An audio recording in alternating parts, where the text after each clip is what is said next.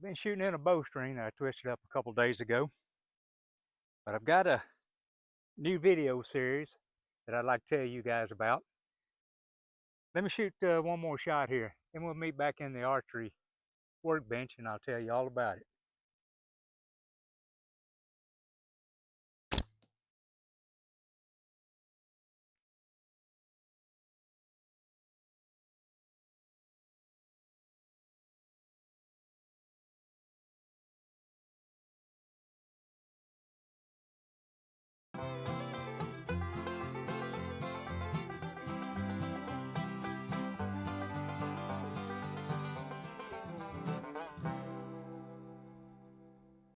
So thanks for stepping back inside with me. It's still a little warm out in the afternoons, even though we're in the first couple of days of October. But anyway, this new series that I have started for the fall bow hunting season of 25, it's going to give a weekly report of the conditions and the activity that go into my stand site selection each outing from now until the opening of Missouri's rifle season on November the 15th. I'd like to take just a few minutes to introduce the rota of stands that I've placed according to my late season scouting from last year and the new information from early scouting this year. First up is the plane crash, so named because it is located on an east to west travel corridor that still has debris from an actual plane crash that occurred there several decades back. History has shown it to be favorable to morning hunts, with travel occurring from both the east and the west. Usually is suitable to either a north or south wind. Next up is the Four Cedars, so named because of the four cedar saplings marking the entry to the stand. It also is an east-west through corridor toward the bottom of the ridge from the plane crash.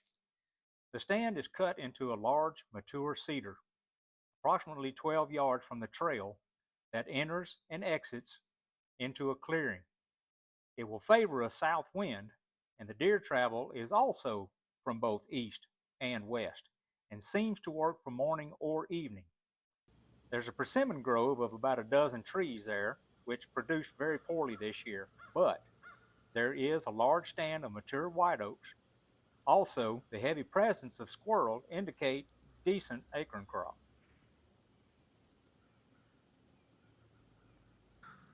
This big fella was actually in the tree with me, looking around the base of the tree, dead in my eyes, before deciding to go over to the edge of the clear cut to make his way over to the white oaks.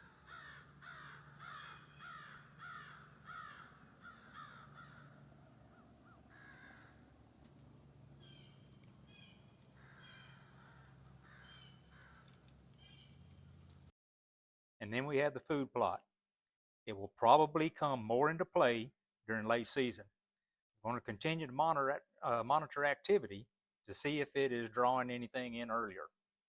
We've had good germination of both the grains and the turnips after just 5 days post-seeding. The next stand in the rota is the bench.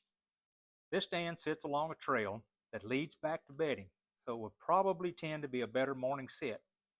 There's a gradual slope down from a log road at the top of the ridge, then flattens out to a bench feature above a steep slope drainage. The stand has a multi-year rub line along the top of the drainage, heading into a known preferred buck bedding area of blackberry and multiflora rose. I'll likely wait for fresh rubs to appear in this that will indicate it's being used. The next stand is the crossroads. This stand sits at the junction of a north-south and an east-west travel corridor. Another enticing feature for this year is the presence of a half dozen young producing persimmon. While each on its own is not a rich bounty, I hope the aggregate of all might produce deer in for a special treat. Last up is Midway. It got this name because it's on a finger ridge located in the center of my property. It, like the bench, has a collection of multi-year rubs, but has already produced new rubs, and the presence of a buck feeding on the white oaks at the stand site.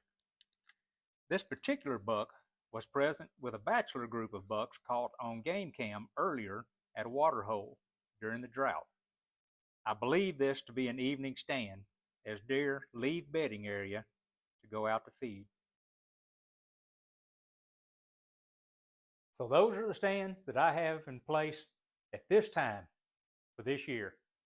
And I do have a couple more left in reserve for any new developments that may present themselves. Now, usually about this time of year, I'll open up a mock scrape just on the edge of the clearing to the east of the trail that leads into the plane crash site. This year, when going by to open that mock scrape, a deer had already opened their own scrape there.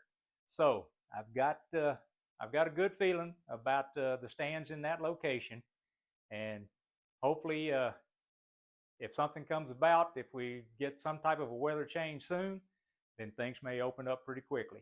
We've got a minor cold front that is forecast with a small chance of rain about the middle of the coming week. If that occurs, it should spur some movement and some activity. Next episode, we'll see if that occurs. So, y'all come back, and we'll see you next time on Ozarks Traditional.